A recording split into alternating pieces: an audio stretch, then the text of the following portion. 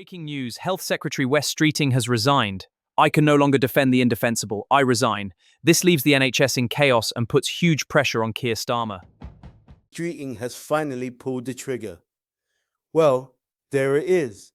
The moment the slow political horror film finally stopped pretending it wasn't a horror film, Streeting has resigned from government. And with that single letter, the Labour leadership crisis has officially evolved from bad atmosphere into active succession war. The letter is brutal. This is what kills me about British politics.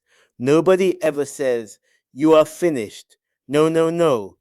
Instead, they write paragraphs so polite, they sound handcrafted by haunted barristers. Streeting writes that he has lost confidence in Keir Starmer's leadership and that remaining in government would therefore be dishonourable and unprincipled. Dishonourable. Brother, that is Victorian dual language.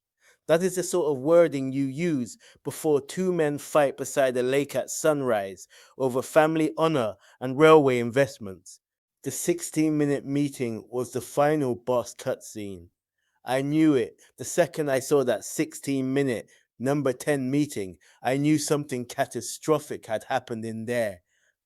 Nobody walks into Downing Street for 16 minutes during a leadership crisis unless somebody is resigning, somebody is threatening resignation, or somebody is mentally choosing wallpaper for their future office. And now we know, Streeting walked in already halfway out the door. This is no longer a government. Let me be honest. At this point, Labour no longer feels like a functioning administration.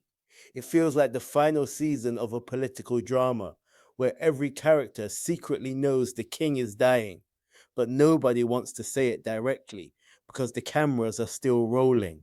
Aides resigning, cabinet fractures forming, MPs openly rebelling, leadership manoeuvring everywhere. This is not governance anymore. This is Westminster Battle Royale. Battle of ideas. Then comes the funniest line in the entire resignation letter. Streeting says Labour MPs and unions want a battle of ideas, not personalities or petty factionalism. Brother, this entire thing is currently powered almost exclusively by personalities and factionalism. This is like somebody setting fire to a supermarket and calmly saying, "Let us focus on the future of retail." Streeting has basically declared himself politically open for business. And notice what he doesn't do. He doesn't formally announce a leadership challenge. Of course not. British politicians never announce coups directly. That would require emotional honesty. Instead, he performs the Westminster mating dance. I merely believe the party requires renewal. Translation: prepare the throne room. Starmer is now politically haunted. This is the stage every doomed leader eventually reaches. The ghost stage, where every resignation feels symbolic, every silence feels loaded, every conversation becomes suspicious. You can practically imagine Starmer walking through Downing Street, now hearing whispers echo through the walls. West has gone. Who's next? How many MPs now? Has Rayner moved? At this point, number 10 probably feels less like a government building and more like a cursed inheritance mansion where relatives gather before reading the will. The NHS part makes this even wilder. This man was Health Secretary. Health Secretary. The NHS is already held together with exhausted staff, caffeine, and spiritual resilience. And now the man running it has resigned in the middle of a government implosion because he no longer believes in the Prime Minister. This country genuinely runs on improvised emotional scaffolding. The dishonourable line is lethal. I need to return to that word. Dishonourable. That is not accidental wording. That's a dagger wrapped in parliamentary etiquette. Because what Streeting is effectively saying is, I cannot morally justify continuing under your leadership. That's devastating. Not politically, psychologically. Britain is addicted to leadership collapse.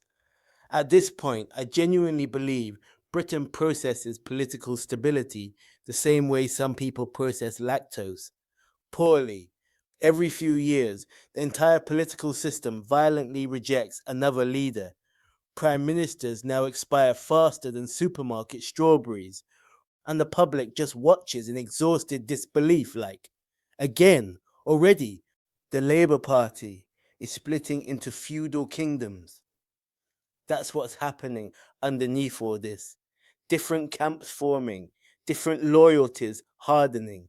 The Starmer loyalists, the Streeting people, the Rayner faction, the Wait for Burnham crowd.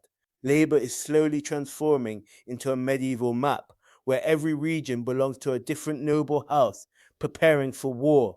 The timing could not be worse. And this all explodes while the government is already wounded from catastrophic local election results. Over 1,000 seats lost, councils collapsing, authority weakened. Then boom, the Health Secretary resigns. This is not turbulence anymore. This is structural failure. Streeting is trying to look noble while carrying a flamethrower. That's the genius of the letter. It's framed as principle, duty, integrity. But politically, this is gasoline. Because once a senior figure resigns publicly over confidence in leadership, others suddenly realize they can too. And rebellion spreads psychologically faster than politically. Somewhere in Westminster MPs are panicking.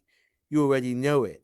Phones exploding, WhatsApps flying, journalists refreshing inboxes like starving wolves, because once one senior resignation lands, Westminster immediately enters who's next mode. That's how political collapse works. Not one giant explosion, chain reactions. Starmer's calmness is becoming terrifying. And still, Starmer remains calm. This man has the emotional expression of a self-checkout machine.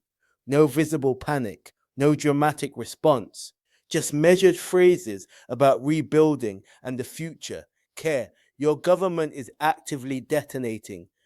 The public is watching this like Netflix. And honestly, the public has now fully entered spectator mode. Nobody believes this is stable anymore. People are just watching the succession drama unfold episode by episode. Today, Streeting resigns. Tomorrow, who knows? At this rate, I half expect somebody to emerge from Westminster, carrying the ancient sword of Labour leadership from a lake. Streeting has resigned, not quietly, not neutrally, but explicitly, because he lost confidence in Keir Starmer's leadership. And politically, that changes everything. Because once senior ministers begin resigning on principle, leadership stops feeling damaged. It starts feeling terminal.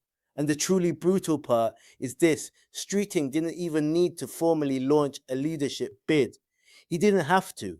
The resignation itself already functions like the opening shot of a campaign. Because now every MP in Labour is thinking the same thing.